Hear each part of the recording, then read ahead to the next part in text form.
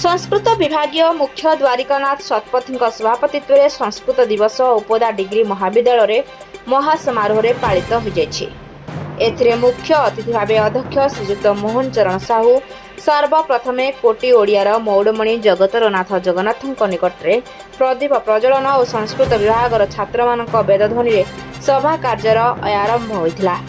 सम्मानित अतिथि अध्यापक कमलाकांत दास ओडिया विभाग और हरिहर पंडा राजनीति विभाग, सविता महारणा इतिहास, बानिशा मुदुली ओडिया, प्रवासिनी बेहेरा शिक्षा और रंजिता पलाई शिक्षा विभाग प्रमुख प्राध्यापक प्राध्यापिका तथा कर्मचारी अंशग्रहण कर संस्कृतर महत्व और उपकारिता संबंध में निजर वक्तव्य उपस्थापन करथिले।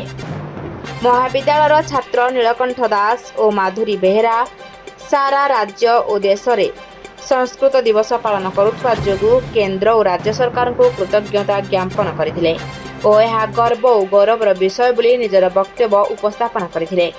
अध्यक्ष श्रीजुक्त साहू संस्कृत केवल भाषा नुहे बरं सबु भाषार जननी यथा गम धातुरु गो मातृ शब्दरु मदर इत्यादि सृष्टि बोली कहिथिले। सभापति श्रीजुक्त शतपथी जन्मरु मृत्यु एन्तुड़ीशालू जुई पर्यंत यार आवश्यकता तथा एथिरे सबु प्रकार यथा इतिहास राजनीति विज्ञान अर्थशास्त्र शिक्षा उपनिषद पुराण धर्मशास्त्र आदि अनेक ज्ञान विज्ञान भव्य भंडार तथा नैतिक मूल्यबोध एथिरे भरी रही जहाँकि अवर्णनीय। सर्वशेष संस्कृत विभागर अन्यतम छात्री भाग्यश्री माहुंत धन्यवाद अर्पण करने पर सभा सांग होइतिला।